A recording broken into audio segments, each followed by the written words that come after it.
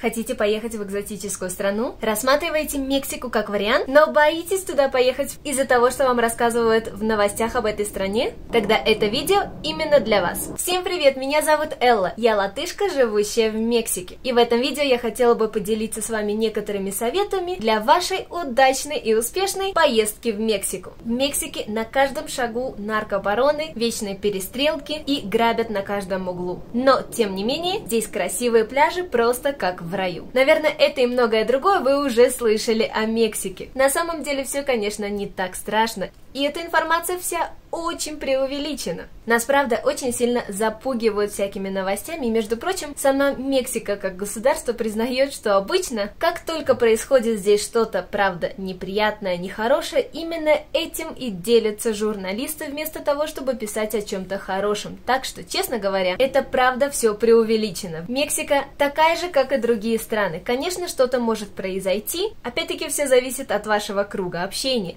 Но если вы просто хотите как турист сюда приехать, то не волнуйтесь, все не так страшно. Так что если у вас есть мечта посетить страну, где некогда жили ацтеки и майя, то смело приезжайте сюда, не пожалеете. Ну что ж, а для того, чтобы ваша поездка была еще приятнее, позвольте мне дать вам несколько рекомендаций, которые стоит учитывать для того, чтобы получить максимальное удовольствие от вашего пребывания здесь. Ну, во-первых, в Мексике нет как таковых времен года, но, по крайней мере, они не настолько ярко выражены. Так что, в принципе, огромный плюс этой страны в том, что вы можете сюда ехать как летом, так и зимой, весной, осенью, когда хотите, абсолютно в любое время года. Конечно, стоит учитывать, допустим, сезон дождей, который обычно начинается примерно в июне и заканчивается в октябре, но, тем не менее, все зависит еще и от штата, от города, куда конкретно вы поедете. Так что в этом плане Мексика очень удобная страна, потому что она подстраивается под вас, а не вы под нее. Когда хотите,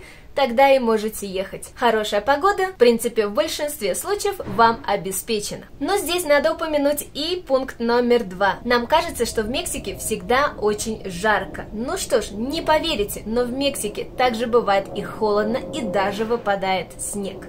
Снег настоящий, не просто иней, а снег по колено. Опять-таки, это не во всех частях страны. Бывает такое явление, поэтому, несмотря на то, что вы едете в Мексику и общее представление о том, что здесь жарко, в принципе, соответствует правде, не поленитесь посмотреть, в какой именно город вы едете и какая конкретно там температура. Позвольте мне привести вам очень простой пример. В южном штате Чьяпас очень жарко. Обычно температура около 35-40 градусов. Ночью, когда холодно, температура примерно около 25-27 градусов. Ну, если был дождь, тогда может быть около 18-20 градусов. Это уже мороз, настоящий мороз для этого штата. Но, тем не менее, несмотря на то, что вы, в принципе, каждый день ходите в очень легкой одежде и вам все время жарко, если вы поедете в город, который называется Сан-Кристобаль-де-лас-Касас, который как раз-таки находится на горе, то там, между прочим, температура резко падает. Именно из-за того, что этот город находится в горах.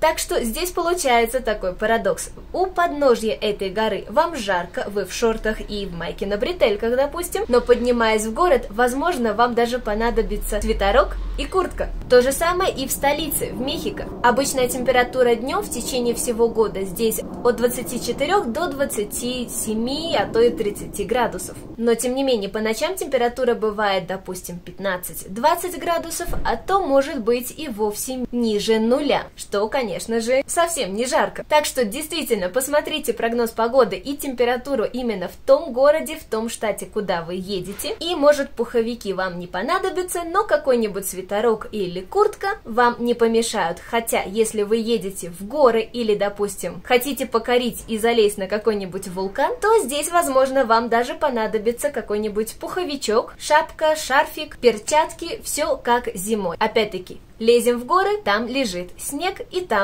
не жарко. Рекомендация номер 3 несколько связана с предыдущей рекомендацией захватить с собой немного и теплой одежды. Опять-таки, в связи с тем, что здесь температура иногда бывает низкой, надо учитывать и то, что, несмотря на эти температуры, здесь нет отопления. И, допустим, если мы говорим о других штатах, где все время температура воздуха около 30-40 градусов, то там нам, конечно, не нужен ни обогреватель, ни отопление как таковое, и даже для душа во многих городах даже нету бойлера, чтобы подогреть эту воду, но в принципе оно и не надо, потому что вода сама по себе нагревается от солнца. И в принципе, включая кран, вам кажется, что это горячая вода. Но тем не менее, если мы говорим о Мехико и некоторых других городах, то здесь обязательно есть бойлер. Так что прежде чем принять душ, каждый раз надо включать бойлер, потому что иначе вода будет холодной, а то и вовсе ледяной. Так что совет заключается в том, что в некоторых городах действительно надо запланировать банные процедуры, то есть включить бойлер минут за 10-15 до того, как вы пойдете мыться. Рекомендация номер 4. Не забудьте о том, что в Мексике не надо употреблять воду просто из-под крана. Она не думана для того, чтобы вы открывали кран и ее пили. Это не питьевая вода. Если же вы хотите питьевую воду, то обычно ее покупают в магазинах, и обычно это такие большие 20-литровые бутыли, или же можно приобрести фильтр для очищения воды, но просто так открыть кран и пить воду из-под крана лучше не надо. Пятая рекомендация в основном относится именно к девушкам, и здесь есть несколько пунктов, которые мне хотелось бы упомянуть.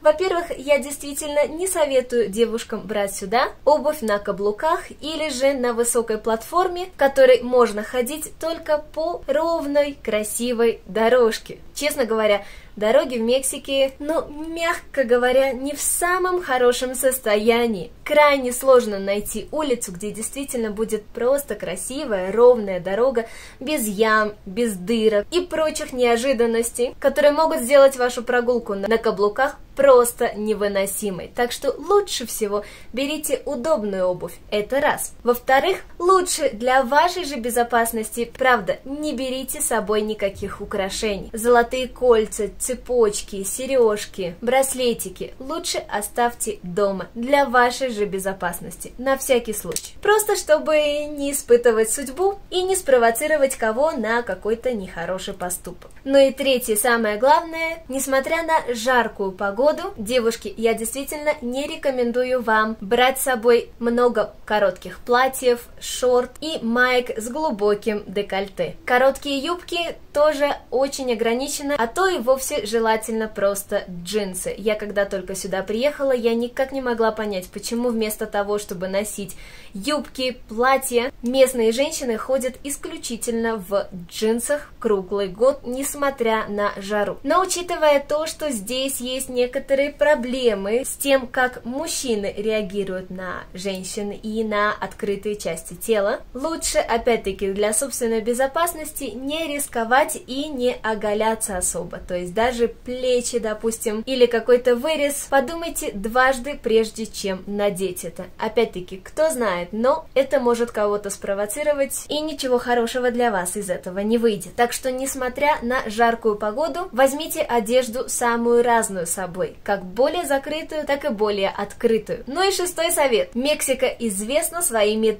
такос. И, наверное, самые лучшие, они как раз-таки продаются на улице. Но вообще тема уличной еды, это, наверное, отдельная тема для Мексики, потому что, допустим, в Латвии, ну и, наверное, вообще в странах этого региона это не принято кушать на улице. Сразу предупреждаю, даже не смотрите на гигиену в этих местах. И, честно говоря, лучше в первые дни ничего на улице не пробуйте, не кушайте, потому что кто знает, как на это все отреагирует ваш желудок. Но если же вы все-таки осмелитесь попробовать уличную еду, вкусную и дешевую, то выбирайте те места, где вы видите больше людей. Как бы это банально ни звучало, но даже местные следуют именно этому принципу. Где больше людей, значит, там вкуснее и там безопаснее, потому что явно в то место, где люди травиться без конца, там очереди не будет. Так что, где видите толпу, там и можете пробовать местную уличную еду. Итак, вот некоторые советы, которые могут вам помочь улучшить вашу поездку в Мексике. На моем канале вы можете найти и другие рекомендации, и информацию об этой стране. И пишите обязательно мне в комментариях, что вы хотели бы узнать о Мексике, о проживании здесь, или же просто о том, как же сюда приехать как турист.